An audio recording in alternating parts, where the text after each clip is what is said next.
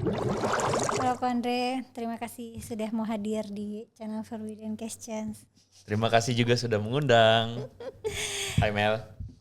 Jadi kok lanjut dari pembicaraan kita sebelumnya, yang mana teman-teman kita udah sempet tapping yang akan tayang di channel Ko Andre, nama Yes. channelnya Andre Tunggal. Dan sekarang lanjut lagi ke forum ini, di mana acara ini akan aku yang bawa dan tayang di Forbidden Questions gitu guys. Jadi Ko Andre,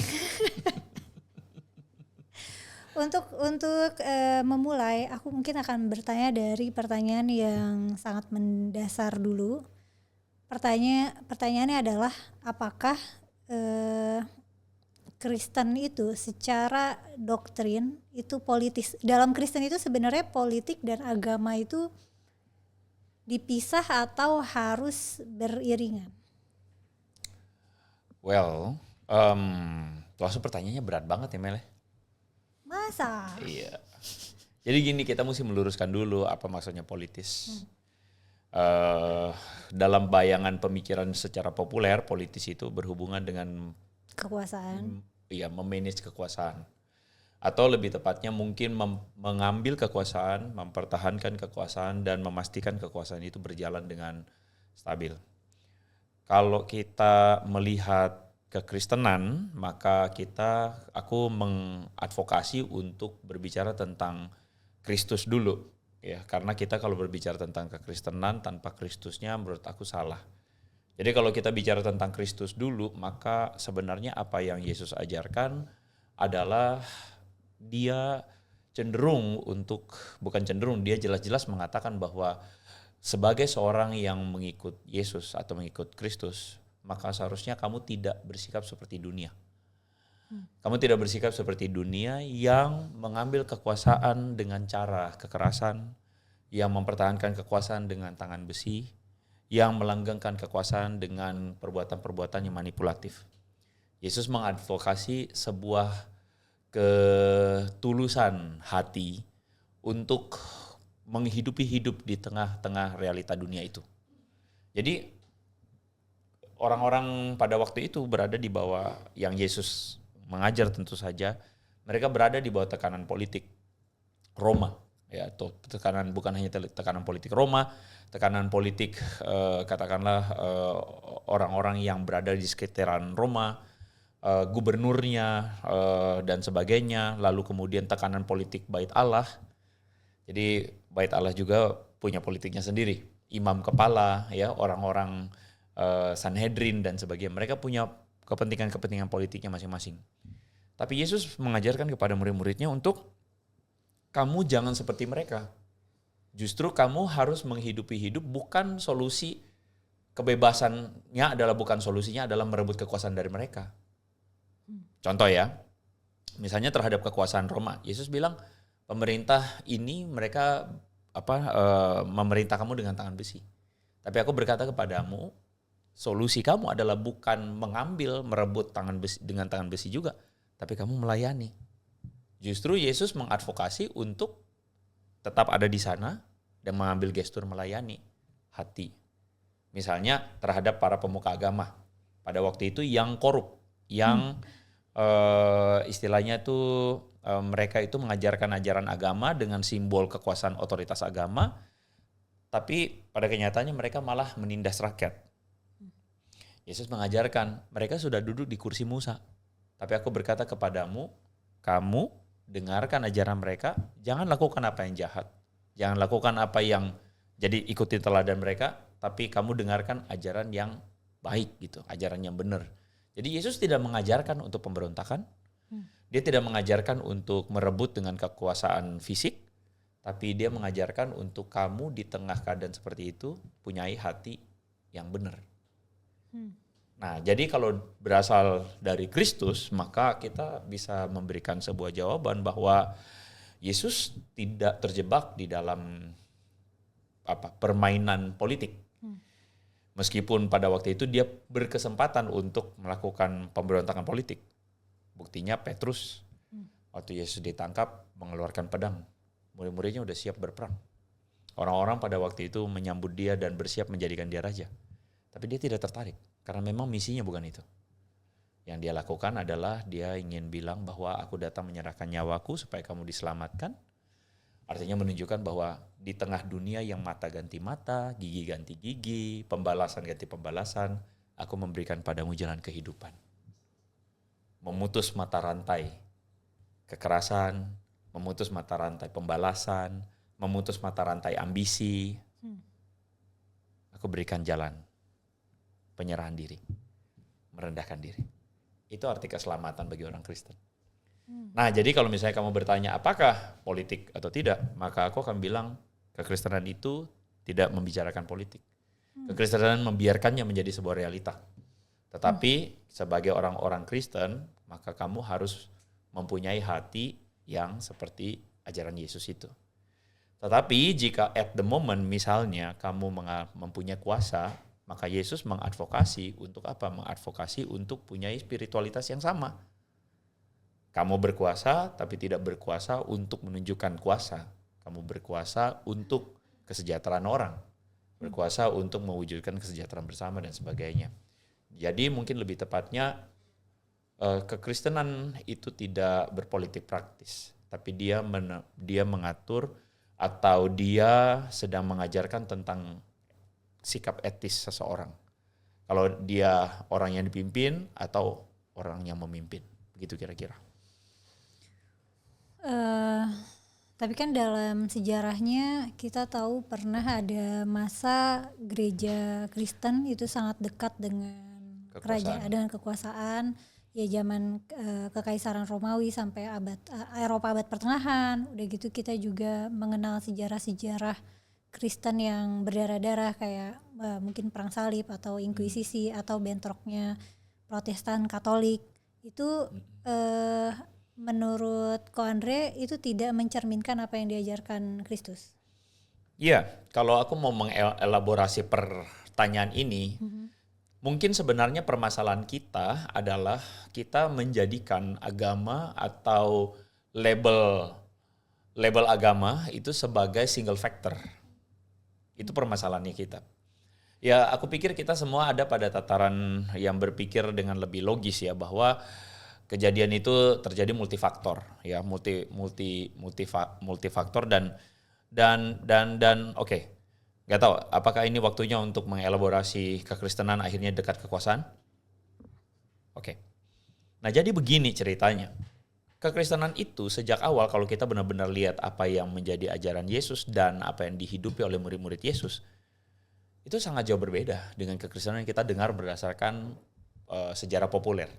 Sekali lagi sejarah populer, sejarah yang secara populer diulang-ulang dan mengatakan gereja abad ke-8, gereja itu power abuse ya dan sebagainya. Kalau aku boleh jelasin pelan-pelan, kita lihat kekristenan itu seperti aku ceritakan tadi. Bahkan bukan cuman Yesus yang mengajarkan demikian, itu konsisten dengan apa yang dihidupi oleh murid-murid Yesus. Ada bukti arkeologinya. Nanti kalau editormu mau pasang boleh. Silakan cari Alexamenos Graffito. Alexamenos Graffito itu adalah sebuah graffiti yang ditemukan di Roma. Dia berasal dari sekitar abad kedua atau abad ketiga, abad kedua kayaknya, yang melukiskan dua sosok ya dalam oret-oretan. Kalau ibarat kita sekarang tuh vandalisme. Nah, oret-oretan tentang dua sosok yang pertama adalah seorang manusia. Kemungkinan besar memang namanya Alexamenos. Karena kenapa namanya Alexamenos Graffito? Karena di situ ada tulisan Alexamenos sebete theon. Alexamenos menyembah Tuhannya. Itu bahasa Yunani. Alexamenos menyembah Tuhannya. Di situ ada Alexamenos yang angkat tangan. Dan sosok satunya itu adalah Tuhannya. Tapi lucunya Tuhannya itu gesturnya disalib dan kepalanya kepala dongki. Yang kayaknya saya tidak berlebihan untuk mengatakan atau menyimpulkan bahwa Tuhan yang disalib itu adalah Tuhannya orang Kristen. Yang dalam tulisan-tulisan yang lain kita akan menemukan bahwa kekristenan itu dihina gara-gara mereka nggak bisa paham kenapa orang Kristen menuhankan seorang Yesus dari Nazaret yang disalibkan. Di mana-mana Tuhan itu adalah Tuhan yang berkuasa, memerintah, berjaya, mengalahkan musuh-musuhnya. Itu dalam budaya orang dan pikiran orang hari itu. Tapi Yesus disalibkan. Dan kenapa kamu menuhankan Yesus? Nah itu bukti arkeologi. Jadi kalau ada yang bilang bahwa kekristenan dibikin pada abad tahun 325 Nisea dan sebagainya, baca sejarah lagi lah gitu ya. Jadi itu menunjukkan apa? Itu menunjukkan bahwa gereja mula-mula, gereja pertama adalah gereja yang dipersekusi. Dipersekusi, dihina, disindir, diolok-olok. Makanya nama Kristen, sebutan Kristen itu sebenarnya sebutan olok-olok. Bukan agama bikinan. Nama Kristen itu sebutan olok-olok di Antioquia. Karena komunitas Kristen di sana banyak, kan kekristenan dipersekusi di Yerusalem. Orang mengungsi, pergi. Nah mereka banyak di Antioquia. Di Antioquia itu orang-orang itu dihina karena mereka tuh Kristen, pengikut Kristus. Tujuan akhirnya tuh Kristus yang disalib itu tuh. Nah jadi kekristenan itu kita mampu melihat dari kehidupan para murid, dari komunitas gereja mula-mula. Mereka teraniaya oleh Roma, teraniaya oleh orang komunitas Yahudi. Jadi kemana-mana mentok, nabrak gitu loh. mereka pergi ke tempat manapun dan mereka dianiaya. Mungkin ada 1-2 tempat yang mungkin mereka lebih aman ya, lebih secure. Tapi pada umumnya kekristenan itu teraniaya jauh dari kekuasaan. Nah barulah terjadi satu momen yang seringkali oleh para sejarawan itu terjadi, aku lupa tahunnya ya, terjadi pada waktu Konstantin itu naik tahta. Pada mulanya Konstantin itu, dia itu kan ada, waktu itu kan Roma itu, kerajaan Roma terbagi 4, tetrarki namanya. Jadi kaisar sebelumnya namanya Diocletian. Diocletian itu dia membagi Roma atas 4 wilayah dan Konstantin itu mulai naik kekuasaannya. Terus kemudian dia itu mau meneguhkan kekuasaannya atas seluruh Roma, kerajaan Roma. Nah pada waktu itu dia mau menaklukkan musuh politiknya. Dan ketika dia mau menaklukkan musuh politiknya dalam sebuah battle, dikisahkan nih menurut literatur bahwa dia melihat tanda di langit. Dikisahkan. Dan ketika dikisahkan demikian, tandanya itu adalah tanda Kyro. Itu dalam aksara Yunani Kristos. Mirip salib, seringkali dipasang. Itu bagi simbol-simbol orang Kristen Kyro. Nah Konstantin pada waktu itu ketika melihat tanda itu, dia mendengar suara.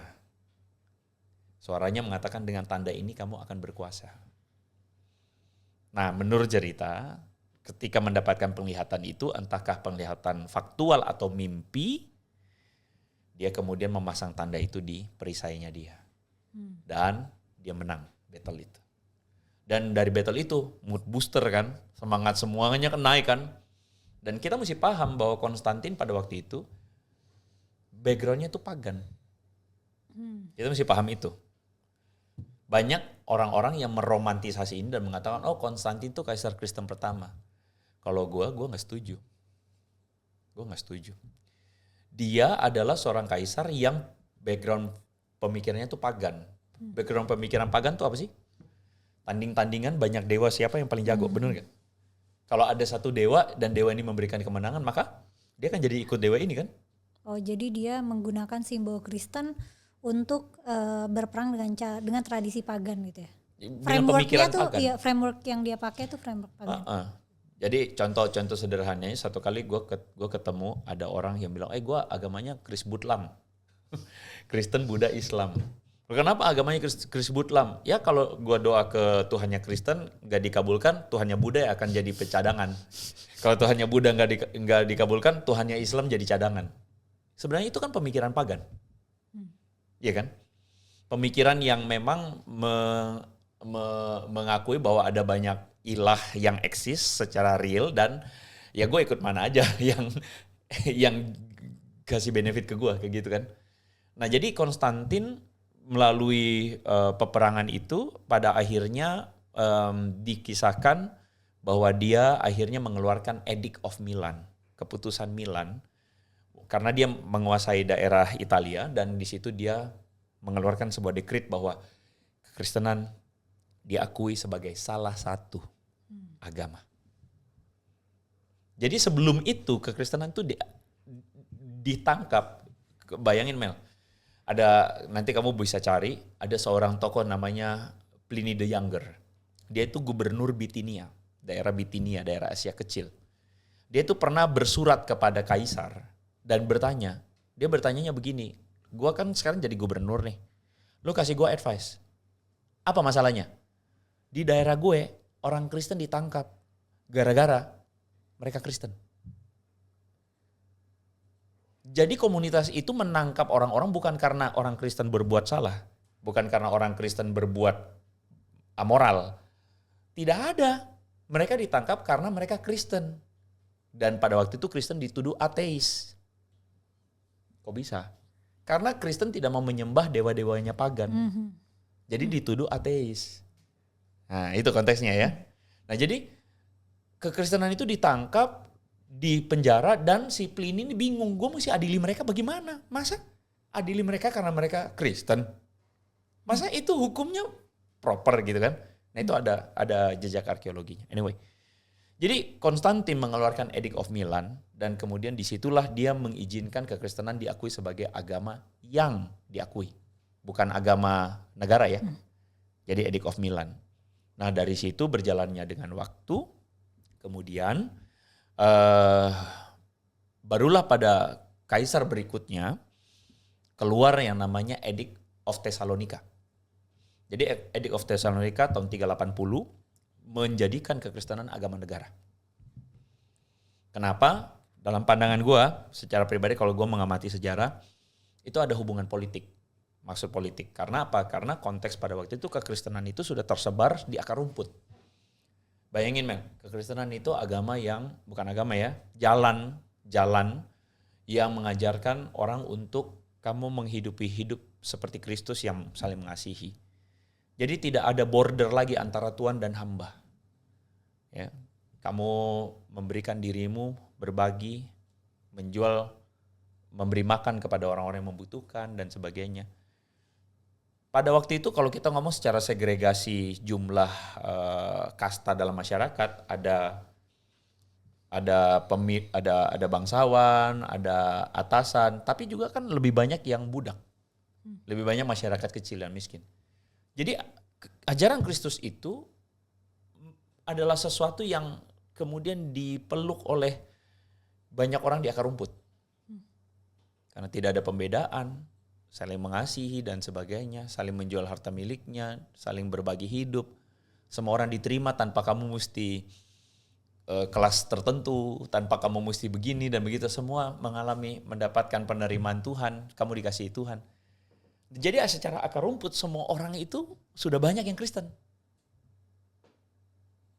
Nah barulah pada waktu Kaisar Theodosius itu, Edict of Thessalonica itu, dia menjadikan kekristenan agama negara karena, ini menurut keyakinan gue, karena dia melihat bahwa agama ini karena di akar rumput sudah sangat banyak, sedangkan pamor dari pagan itu makin lama makin menurun, orang meninggalkan, maka dia butuh satu alat politik untuk mempersatukan seluruh negara.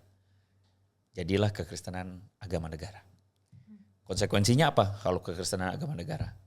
Orang yang gak Kristen harus Kristen. Itu konsekuensinya. Nah, jadi pada zaman Konstantin menuju kepada Theodosius, hak milik orang Kristen dikembalikan.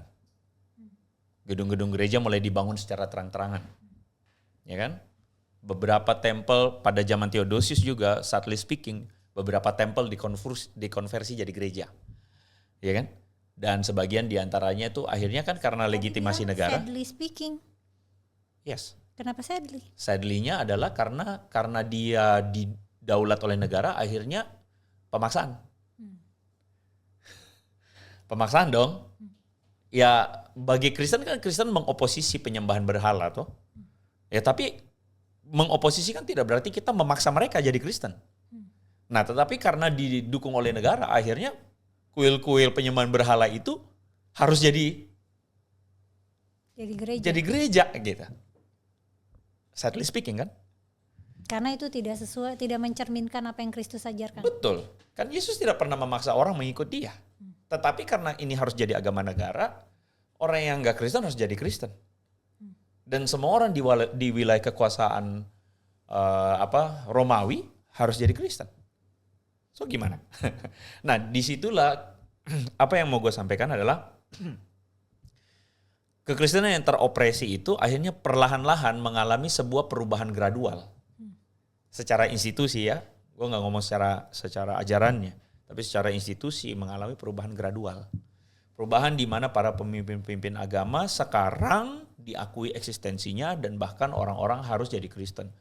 Gereja harus kemudian didatangi sebagai tempat penyembahan kepada Tuhan. And so on. Dan sangat terbuka kemungkinan bagi para penyembah berhala yang di masa lalu membawa cara pikirnya masuk ke dalam gereja. Nah, dari situ perkembangannya kemudian gue sedikit fast forward menuju kepada kita mesti notice dulu ya. Kita mesti notice dulu bahwa kerajaan Roma itu, nah ini setelah Theodosius itu punya 2 anak. Theodosius membagi Roma Barat dengan Roma Timur. Nah, Roma Barat itu ya dari sebelah barat termasuk Roma, sedangkan timur itu Konstantinopel pusatnya. Roma Barat dan Roma Timur itu kemudian dalam perjalanan Roma Barat mengalami pelemahan karena diserang sama suku-suku barbar. Diserang terus-menerus. Kamu bayangin kerajaan itu sudah terlalu besar, bagaimana lu maintain soldier-soldiernya dan sebagainya, pajak bagaimana maintainnya, akhirnya terjadi degradasi. Lemah, baru puncaknya sekitar, gua agak lupa tahunnya berapa, Roma runtuh. Di saat Roma runtuh, di saat tidak ada kekuasaan, vakum kekuasaan, apa struktur yang bisa diandalkan? Gereja. Struktur yang bisa diandalkan pada waktu itu gereja. Karena politik runtuh. Suku-suku barbar masuk. Rakyat menderita. Mereka mau bertahan kepada siapa? Nah, pelan-pelan gereja itu mendapatkan kepercayaan rakyat banget. Karena pemimpin agama pada batas tertentu menjadi pemimpin kan, yang didengarkan. Bahkan menurut cerita Leo the First, ya, dia adalah uskup di Roma. Dia itu ketika bangsa Han itu menginvasi Italia, mau masuk ke Roma, uskup Roma Leo the First atau Leo the Great itu yang maju menghadapi siapa ya namanya, gue kok tiba-tiba lupa lah, menghadapi si pemimpin pasukan itu, melakukan negosiasi. Dan dalam cerita tersebut si invader itu kemudian mundur, tidak jadi masuk ke Roma, terselamatkan. Jadi saat itu institusi gereja yang bisa diandalkan. Betul. Untuk Institusi gereja itu apakah langsung kita lihat sebagai sesuatu yang negatif? Menurut aku enggak. Dia menjalankan perannya. Biar bagaimanapun menurut aku ajaran Kristus masih ada di situ. Menyatakan kasih dan sebagainya. Tetapi pelan-pelan dia mulai bergeser kepada orang-orang sudah percaya dia sebagai pemimpin yang bisa diandalkan. Menyelamatkan mereka. Bayangin mau dihabisin itu. Tetapi kan mundur kan. Jadi dia udah menjalankan peran politik sebenarnya. Nah dalam perjalanan akhirnya uskup itu bukan hanya sekadar pemimpin gereja, tapi juga sebagai pelindung umat dianggapnya. Dianggap sebagai seorang yang memimpin mereka. Dan kemudian long story short, menurutku dia kemudian menjadi, sadly speaking, menjadi bercampur dengan kepentingan politik itu pada tahun 800. Ketika uskup tuh kan ini otak, aku mesti lihat contekan. Tapi anyway dia melantik Raja Charlemagne, Karel the Great menjadi raja di situ. Bayangin pemimpin agama melantik raja. Padahal kan sebenarnya itu sesuatu yang tidak dimaksudkan kan, tapi disitulah orang bilang tonggak sejarah Holy Roman Empire mulai. Holy Roman Empire itu adalah konfederasi negara-negara kecil, ya karena kan kekaisaran Roma runtuh, akhirnya munculnya itu kan negara-negara kecil, feodal, ya kan. Nah, uskup di Roma atau yang hari ini orang sebut paus, yang sebenarnya pada hari itu berbeda banget, figurnya berbeda dengan paus sekarang, adalah legitimator. Pemimpin agama yang melegitimasi kekuatan politik orang. Nah mungkin sedikit dulu, gitu dulu. Ini sejarahnya panjang, ceritanya panjang. Dan apakah kedekatan gereja dengan penguasa itu juga awalnya jadi pemicu adanya Protestan. Jadi itu kan sih? Iya, jadi Protestantisme itu muncul belakangan, jauh belakangan. Jadi Protestantisme itu muncul dari Barat. Jadi kan tadi kalau kamu ingat ceritaku kan Roma itu dibagi dua. Ya. Jadi yang Barat sama yang Timur. Nah, pusat gereja pun ada di Konstantinopel, ada di Roma. Yang Roma itu yang tadi itu yang kita cerita panjang lebar. Konstantinopel cenderung adem ayem tuh. Karena dia kekaisaran Roma Timur lebih stabil sampai ketika Ottoman ketika Turki masuk gitu kan ya.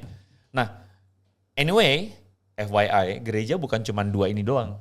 Ada juga gereja yang ada di Antioquia, di Yerusalem, Alexandria. Okay. Itu pusat-pusat gereja. Nah, yang di Mesir itu atau Alexandria itu cenderung mereka memisahkan diri dari dua kancah ini. Berarti persaingan gede ini. Warna kekristenannya beda nih. Agak beda lagi. Sama yang Ortodoks dan yang Roma. Yes, beda lagi. Nah, ini masing-masing punya konteks budaya yang membuatnya jadi begitu. Tadi pertanyaannya apa ya? Awal adanya Protestan. Protestantisme itu keluar dari sini. Ketika pada tahun 1054 terjadi sebuah skisma besar antara gereja Barat dan gereja Timur. Itu skismanya luar biasa. Karena skisma itu pun tidak bisa kita lihat sebagai semata-mata perbedaan atau perpecahan Kristen. Tidak. Kita harus lihat itu sebagai perbedaan politik. Oke. Tadi masih ingat tahun 800? Tahun 800 itu uskup di Roma bertindak sebagai menempatkan dirinya seakan-akan di atas raja. Karena dia melantik raja. Dia melantik Charlemagne. Yeah. Nah, setelah itu Charlemagne bukan Charlemagne-nya sih. Kalau nggak salah setelah Charlemagne itu menganugerahkan daerah kepada uskup. Okay. Jadi ada transaksinya. Jadi papal state. Okay. Ide tentang Vatikan mungkin cikal bakalnya di situ. Jadi ada satu tempat di mana papae atau kita tahu sekarang Pope, Paus, anyway FYI lagi, papae itu bukan cuma milik di Roma. Di Alexandria juga disebut papae. Bapa, father. Nah, yang di Roma ini kemudian terjadi, kita sulit untuk ditampik terjadi transaksi kekuasaan. Mereka saling ada love and hate relationship.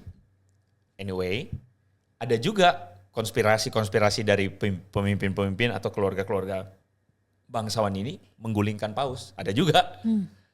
Ada cerita juga. Kemudian ini sampai kemudian long story short, pada tahun 800 itu dilihat oleh kerajaan Romawi Timur sebagai sebuah pembangkangan. Loh, yang meneruskan ini kan kerajaan Roma nih. Yang meneruskan itu kan harusnya ya ada satu secara politik ya kerajaan Roma doang kan. Yeah. Cuman Timur merasa bahwa kami penerusnya. Kami lebih stabil, Roma udah runtuh. Tapi tiba-tiba uskup di Roma melantik raja baru. Artinya adalah ada raja baru. Pembangkangan. Oh, pembangkangan dari terhadap sudut Roma. Pandang. Nah, sebenarnya antara Timur dan Barat akhirnya muncul unsur-unsur politik di situ. Jadi bukan boleh sebatas gereja doang, tapi dilihat sebagai legitimasi negara dan sebagainya. Sehingga keputusan-keputusan atau pandangan-pandangan gereja sulit kita bilang bahwa itu steril dari pengaruh politik negara. Sulit. Jadi ada persaingan-persaingan politik dari Barat dan Timur yang puncaknya di 1054 terjadi dua gereja saling mengutuk. Saling mengutuk, yang ini kutuk sini, yang ini kutuk sini. Saling bilang, kami gereja yang benar, kami gereja yang benar. Sudah. Nah, di situ kan kita lihat secara gradual ya. Bahwa manusia pada naturnya, ini menurut iman Kristen ya, manusia pada naturnya itu naturnya berdosa. Manusia pada naturnya itu adalah lebih mudah sesat daripada benar. Manusia itu lebih gampang berdosa daripada gampang benernya. Nah, ketika dia sudah punya kekuasaan, dia udah punya legitimasi, dia udah hampir bisa tidak punya border yang ya sudah, dia akan kebablasan. Nah, jadi dari 1054 itu kemudian gereja terpecah, gereja masing-masing punya areanya sendiri, yang barat ini sambil terus mengukuhkan pengaruh dan kekuasaannya. Nah, Protestantisme lahir dari reformasi di sini. Keluar dia. Gitu ceritanya. Tapi kalau misalnya perbedaan utamanya adalah perbedaan politik, kalau di sekarang nih, di lanskap modern sekarang, ini agak keluar tapi aku ini penasaran pribadi. Teman-teman Kristen dan Katolik itu ngerasa karena sama-sama pengikut Kristus, apakah mereka merasa saudara seiman atau beda agama? Antara apa? Antara Protestan dan Katolik. Nah, ini semua kalau dirimu tanya kepadaku, pada akhirnya kita sudah tidak bisa lagi menggeneralisir bahwa Kristen Katolik pasti begini dan Kristen Protestan pasti begini. Karena di dalam orang-orang yang ada di dalam kubu-kubu itu sendiri, tergantung pemikiran mereka. Mereka mampu melihat ini sebagai jalan bersama, bahwa kamu di perahu satu, aku di perahu satu, kita sama-sama mengikut Yesus, puji Tuhan. Tapi pada kenyataannya ada juga orang yang masih menyimpan sejarah luka lama itu. Di mana Kristen Katolik itu juga dalam sejarah mereka pernah punya konsili Trente namanya. Konsili Trente itu adalah konsili yang mengulang apa yang mereka lakukan terhadap gereja timur kepada Protestan. Bahwa kamu keluar dari Katolik, kamu itu bukanlah gereja yang sah. Kamu itu adalah gereja yang tidak diinginkan lah, begitu kira-kira. Tapi pada Konsili Vatikan II, keputusan itu lain. Bahwa Kristen Protestan itu adalah satu. Maksudnya saudara seiman, karena lebih begitu. Nah, makanya kita nggak bisa lagi melihat ini sebagai dua entitas yang pasti solid semuanya. Tapi karena masing-masing akan punya pemikiran sendiri. Kalau Protestan pada umumnya, sebagian masih juga terbawa. Karena Protestantisme waktu keluar dari Kristen Katolik kan dizolimi juga. Ada kisah-kisah itu juga, dianiaya juga. Nah, jadi ada yang masih terbawa dengan rasa sakit masa lalu. Tapi pada umumnya sih kalau aku bilang pada konteks Indonesia misal, pada umumnya kita kompak. Pada umumnya. Meskipun pada daerah-daerah Kristen tertentu, yang mayoritas Kristen biasanya sentimen. Mungkin kalau di Indonesia kompak karena sama-sama minoritas apa? Iya, ya teori sosiologi akan mudah menjelaskan itu. Kita bisa memahaminya dari situ kan. Kalau misalnya kita tarik ke zaman modern sekarang, mungkin yang kelihatan dominan banget Kristennya tuh Amerika sekarang. Tapi yang aku amati kan di sana kan apa ya? Aku ngerasa ya yang warga Kristennya tuh sangat-sangat konservatif dan sangat politis. Oke. Tapi yang sering jadi isu sentral adalah yang sampai kayak bolak-balik ganti kebijakan itu soal aborsi dan soal LGBT gitu. Nah, pertanyaanku sih apakah memang kekristenan tuh ngurusin banget dua isu itu ya? Aborsi dan LGBT itu kayak riuh banget kalau di Amerika tuh. Ya menurut aku sama kayak misalnya contoh ya, ngurusin babi misalnya. Pada negara yang memang mayoritas Islam misalnya, ngurusin babi haram dan halal misalnya. Mungkin meski tidak langsung apple to apple, tapi kita tuh akhirnya bisa memahami, oh ngurusin banget ya sampai segitunya ya. Iya, sampai ada festival kuliner babi misalnya digerebek gitu. Gitu ya. Nah, kalau di kekristenan, aku bukan mengecilkan itu. Tapi kekristenan itu nilai-nilai utamanya adalah menghargai kehidupan. If we talking about abortion ya. Kekristenan itu menghargai ide-ide tentang penting atau berharganya sebuah kehidupan. Sehingga aborsi itu clearly to say bahwa itu adalah sebuah sikap di mana si pelaku aborsi, ya kan belum tentu hanya ibunya saja ya. Si pelaku aborsi itu memutuskan bahwa kamu nggak boleh hidup. Padahal itu kehidupan. Ya tentu kelompok pro aborsi akan punya argumennya sendiri. Tapi menurut aku ketika dia sudah berkembang, maka dia adalah kehidupan. Meskipun dia masih ada di dalam kandungan kan gitu. Dan menurut aku menyatakan sikap menentang aborsi adalah sesuatu yang memang seharusnya. Tapi bukan berarti lantas kemudian kita menghilangkan satu perspektif bahwa misalnya si ibu adalah korban perkosaan atau apa. Remaja. Kita harus lebih dari hanya sekadar pokoknya nggak boleh aborsi. Buat aku sih gitu. Nah cuman sekali lagi operatornya kan tentu akan menjalankannya berbeda-beda kan. Iya. Nah di Amerika kadang isunya cuman hanya sampai pada isu boleh atau enggak.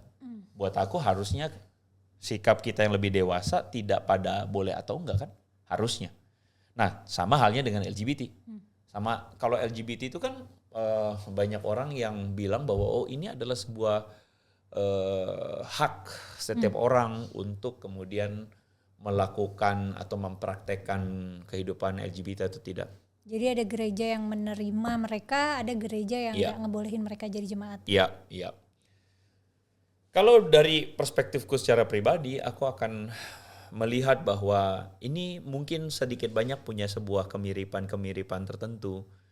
Bahwa kekristenan itu sejak awal ketika Yesus mengajarkan ajarannya, dia tidak berbicara politik, tapi kemudian akan menjadi politis.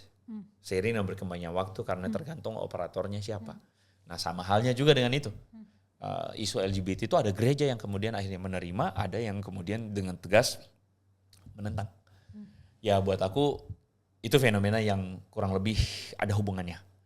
Nah kalau aku secara pribadi, aku akan mengatakan bahwa aku menentang praktik hidup LGBT. Aku menentang karena bagiku aku tidak mampu melihat ada sebuah benefit dari model postur sosial pernikahan sesama jenis dan pendidikan atau mungkin anak yang tumbuh besar dalam keluarga demikian. Aku belum mampu melihat itu. Jadi kalau misalnya Ko Andre punya wewenang untuk mengelola gereja, nggak akan menerima pernikahan sesama jenis di situ gitu. Kalau aku iya. Tapi aku akan menerima. Maksudnya menerima sebagai jemaat. Orang-orangnya. Menerima sebagai jemaat tapi nggak akan bless them in hand of marriage. Tidak pada pernikahan, karena pernikahan itu dipandang dalam kekristenan itu sebagai sebuah sakramen yang penting. Itu adalah ikatan pernikahan, institusi yang Tuhan berikan antara laki-laki dan perempuan yang kemudian menjadi sebuah unit kecil pemerintahan ilahi. Kerajaan Allah itu dalam bahasa-bahasa Kristennya kerajaan Allah di dalam keluarga. Jadi harus ada sebuah nilai-nilai ilahi dalam keluarga. Nah, kita tidak mampu melihat bahwa dalam sebuah pernikahan LGBT itu ada bisa tercipta itu, kita tidak mampu melihatnya. Kayak gitu. Cuman sekali lagi aku bilang, aku akan menerima orang-orang itu. Karena apa? Karena mereka juga dikasihi Tuhan. Dan lebih daripada itu, mereka punya kesempatan yang jauh lebih, kesempatan yang sama untuk menghidupi hidup yang indah di mata Tuhan. Karena aku akan mengadvokasi tentang kasih itu tidak harus selalu sifatnya seksual. Kasih itu bisa platonic love, ya, kasih yang kamu hidupi, kamu punya teman, kamu tidak menghidupi seksualitas penyuka sesama jenis, gitu loh. Tapi kamu menghidupi hidup bersama-sama dalam kasih, dalam kebaikan dan sebagainya. Aku akan mengadvokasi itu. Karena bagiku ada terlalu banyak dampak-dampak buruk juga ketika itu dilegalkan. Menurut aku sih begitu sejauh ini. Sebenarnya ketika aku beringat kasus di Amerika itu karena aku melihatnya komunitas gereja itu sangat aktif untuk mendorong berlakunya kebijakan-kebijakan gitu sesuai dengan keinginan komunitas mereka. Nah, kalau di Indonesia kan mayoritasnya Muslim. Kita lihat rame lah, ada ormas-ormas yang misalnya menuntut peraturan-peraturan itu ada gitu. Tapi kalau gereja di Indonesia tuh apakah secara aktif misalnya mengkritik pemerintah terang-terangan atau menuntut kebijakan-kebijakan tertentu secara terang-terangan atau memilih untuk apatis atau memilih untuk berjarak sama kekuasaan? Gereja di Indonesia. Gereja di Indonesia. Kalau di Indonesia akan cenderung untuk menyatakan sikap sih. Terakhir itu kan, terakhir misalnya PGI ya, Persekutuan Gereja-Gereja Indonesia menyatakan sikap di Papua menentang proses sawitisasi. Sama juga. Misalnya. Ya, sama ini juga menolak kelola tambang agama-agama lain kan selain agamaku, selain ormas agamaku menolak kelola tambang. Izin tambang, iya. Itu kan sebenarnya adalah sikap politis gitu ya, sikap politis terang-terangan. Ya, menurut aku pada akhirnya tadi kalau misalnya kita ngomong tentang sikap gereja, maka biasanya kita akan harusnya secara benarnya gereja itu harus punya pertimbangan teologis dulu pertama. Dia harus mulai dengan pertimbangan teologis. Dan untuk sawit, tambang dan sebagainya, kami mampu melihat bahwa itu adalah sesuatu yang justru berlawanan dengan panggilan seorang Kristen di mana Tuhan mempercayakan alam semesta untuk kita manusia mengelola. Mengelola itu bukan menghancurkannya, tapi menatanya supaya dia tetap sustain, dia tetap baik. Dan aku bersyukur karena gereja jelas menolak dan kemudian sawitisasi itu menjadi sesuatu yang kemudian ditentang gitu. Jadi Kristen itu dia tetap harus bersikap, dia tetap harus bersuara karena kita melihatnya sebagai peran kenabian. Berbeda ya perspektifnya dengan Islam, tapi persamaannya itu adalah kami penyambung lidah Tuhan untuk zaman gitu loh. Kami menyuarakan apa yang menjadi isi hati atau kebenarannya Tuhan tentang alam semesta yang rusak. Jadi kita nggak boleh melakukannya gitu dan sebagainya. Gitu sih. Dan mungkin ini terakhir kali ya. Maksudnya jadi gini, aku gimana ya nyusun pertanyaannya. Jadi gini, kalau misalnya gereja sangat dekat dengan anggaplah partai, pejabat atau calon pejabat, terus para calon pejabat ini secara aktif kampanye di gereja, itu tuh dari standpoint gereja itu permissible atau unethical? Mungkin kita harus paham dulu bahwa gereja itu tidak seperti ya karena dirimu ada pada tradisi Muslim ya. Gereja itu berbeda standpointnya dengan misalnya Islam. Islam itu cenderung terpusat, ya cenderung satu suara, cenderung ya. Nah, jadi maksudnya kayak ada fatwanya apa gitu. Nah, jadi kalau gereja itu terutama Protestantisme ya, itu dia menekankan bahwa setiap orang itu punya wewenang berhubungan langsung dengan Tuhan. Setiap orang punya kebebasan rohani. Dia adalah imam sekaligus dalam bahasa Kristennya itu kamu adalah imamat yang rajani. Artinya kamu tidak lagi tergantung pada satu figur untuk menentukan benar, ya, tidak benar, salah, boleh, enggak. Tapi kamu langsung terhubung pada firman Tuhan dan Tuhan. Buat aku seharusnya begitu. Tapi masalahnya seringkali kebebasan itu kadang-kadang juga malah akhirnya menimbulkan kesan bahwa setiap gereja itu punya maunya sendiri-sendiri. Nah dari cara berpikir begitulah baru ku jawab apa yang kamu bilang tadi. Gereja gimana? Ada yang iyain. Oke. Ada yang enggak. Jadi tergantung gerejanya. Cuman kalau apa yang aku amati, apa yang menjadi keyakinan, menurut keyakinan saya, harusnya gereja tidak memberikan tempat untuk politik-politik praktis. Gereja harusnya mengedukasi jemaat untuk berpolitik dengan benar, tapi tidak memberikan tempat untuk politik praktis, kampanye dan sebagainya. Begitu sih. Bahkan seorang pemimpin gereja seharusnya berhati-hati sekali ketika dia pemimpin umat, tapi dia juga ada dalam politik. Dia harusnya berhati-hati. Kalau Tapi ada ya? Iya, dan aku bilang bukan haram juga sih. Tapi sekali lagi, karena gini, misalnya kalau kita lihat tokoh-tokoh Kristen ya di Indonesia, mungkin yang paling kita notice mungkin Romo Magnis mungkin. Beliau kan sebenarnya berpolitik, tapi tidak berpolitik praktis. Beliau itu menyatakan pikiran politiknya.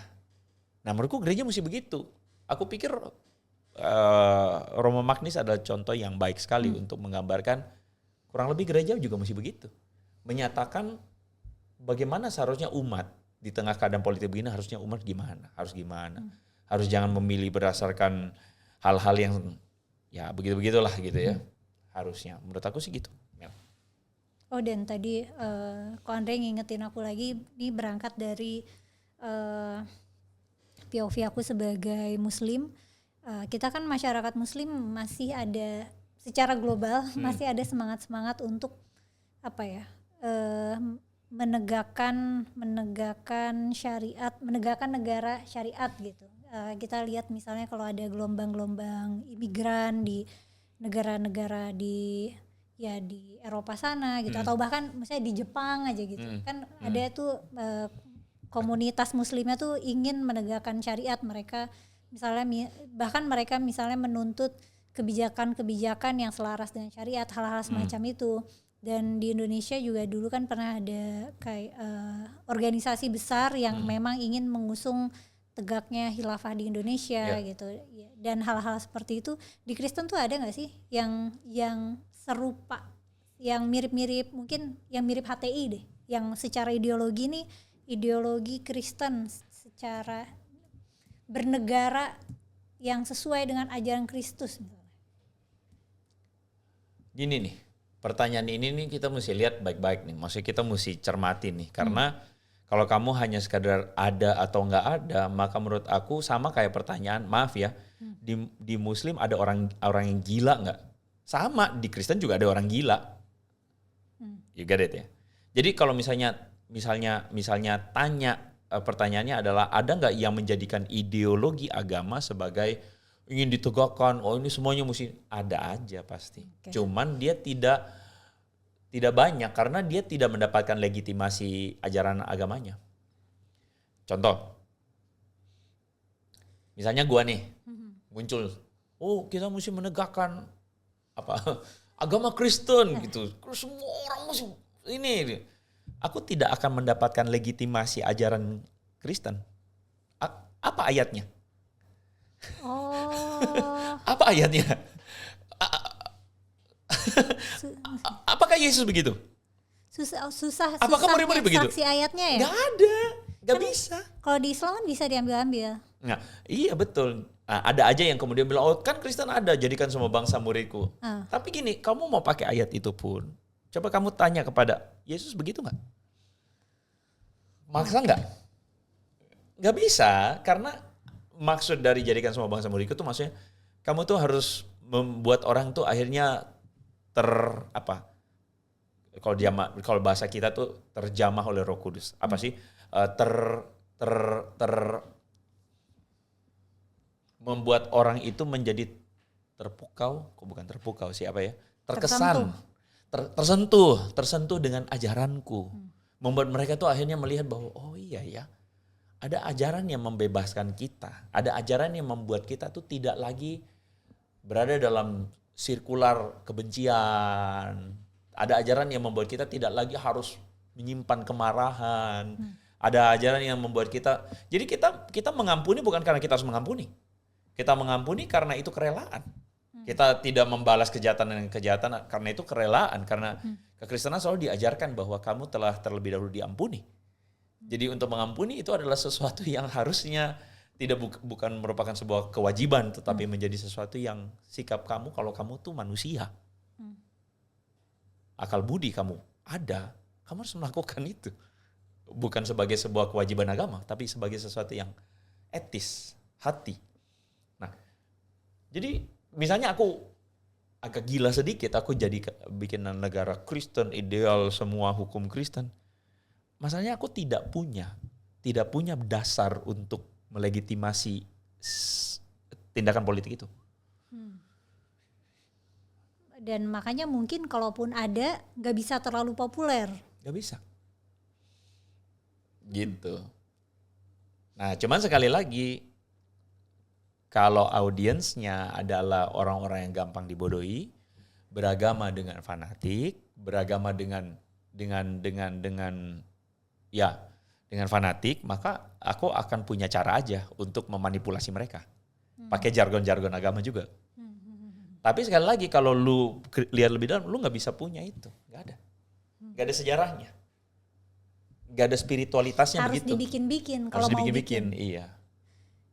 Jadi biasanya sikap gereja tuh terhadap dasar hukum negara tuh favor secularism secara umum. Dari model yang kita pahami sejauh ini, kayaknya itu yang paling dekat. Sejauh ini ya, karena kita masih belum tahu model apa lagi yang berkembang di dunia kan. Iya, sementara teokrasi Kristen, misalnya ada gereja yang propose teokrasi Kristen itu nggak terlalu populer ya. Iya. Dia akan propose itu, dia akan paling-paling dia akan lari kepada perjanjian lama. Perjanjian lama kan seperti pemerintahan Tuhan. Itu kan model-model yang sebenarnya ya mungkin di Islam juga sama, kurang lebih, ya kan? Kayak pemerintahan Allah, hukum Allah. Kalau di Islam biasanya basisnya bukan perjanjian lama sih, lebih ke zaman kekhalifahan biasanya. Iya, aku nggak bilang basisnya perjanjian lama, tapi mirip. Oke. Mirip. Jadi perjanjian lama itu kan kayak Tuhan yang memerintah, ada rajanya dari Tuhan, raja koneksi sama Tuhan, kan gitu-gitu kurang lebih. Tapi masalahnya bagaimana perjanjian barunya? Nah kan kekristenan kan memandang bahwa ada progressive revelation. Yeah. Jadi Tuhan itu bergerak dalam kultur budaya. Di mana perjanjian lama belum siap untuk ada pada mode perjanjian baru. Perjanjian lama mesti modelnya begitu. Bangsa yang masih sangat, aku pikir aku nggak berlebihan ngomong ini, primitif, masih butuh banget untuk sama kayak misalnya kita punya anak kita butuh banget untuk yes, papa mama misalnya, apapun yang papa mama bilang itu yang benar. Okay. Ada masanya itu. Tapi kemudian ketika dia makin dewasa, dia tidak lagi berada pada gestur apa yang papa mama bilang. Tapi kita ngomong pada pengertian, pada kenapa, esensi dan sebagainya. PB itu begitu, perjanjian baru itu begitu. Yesus itu begitu. Dia datang untuk kasih pengertian. Apa sih maksudnya? Nah, jadi gitu. Jadi kalau aku cukup menjadi ultra pandangannya sudah radikal begitu, aku bermasalah dengan ajaran agamaku sendiri, gitu loh. Gitu sih. Oke. Aku rasa aku udah dapat gambaran umum secara jelas ya. Jadi kalau misalnya menurut Ko Andre, gereja itu idealnya tetap menyatakan sikap-sikap politik, tapi kalau misalnya dekat banget sama kekuasaan itu perlu hati-hati banget gitu. Malah lebih baik nggak usah. Lebih baik nggak usah. Lebih baik nggak usah. Karena manusia naturnya berdosa. Semakin dekat dengan kekuasaan, nature dosanya akan semakin rentan. Sangat rentan. Tapi bukannya itu akan bisa banyak keuntungannya juga? Tergantung perspektif mana keuntungannya kan. Keuntungan yang aku pikirkan adalah mungkin melindungi hak-hak teman-teman Kristen dalam beribadah misalnya. Bersyukur kalau bisa begitu. Tapi kalau misalnya dia sudah sampai sangat dekat sampai ya yang aku khawatirkan akhirnya dia malah dikendalikan sama pemerintah karena misalnya dia dapat benefit. Dia dapat benefit dengan izin tambang misalnya. Karena misalnya menurut keyakinan saya. Berarti sebenarnya tergantung seberapa bersih tata kelola pemerintahnya dulu ya. Iya. Let's say pemerintahnya tuh adil dan bersih. Kayaknya mungkin institusi gereja atau institusi keagamaan lainnya nggak akan terlalu was-was kalau misalnya mau ada kerjasama atau deal-deal tertentu sama pemerintah gitu. Buat aku ya. Terima kasih banyak Ko Andre atas pemaparannya dari semua pertanyaan aku yang nggak tahu ini udah berapa lama ya. Udah berapa lama? Sudah 1 jam. 1 jam. Terima kasih sudah 1 jam meladeni aku. Sure. Sukses terus buat Ko Andre. Thank you Mel. Dan buat teman-teman gimana nih? Apakah teman-teman setuju sama pertanyaan Ko Andre? Kalau misalnya nggak setuju silakan bantah dua. Terima kasih banyak sudah menonton sampai selesai. Sampai ketemu lagi di konten selanjutnya. Bye bye.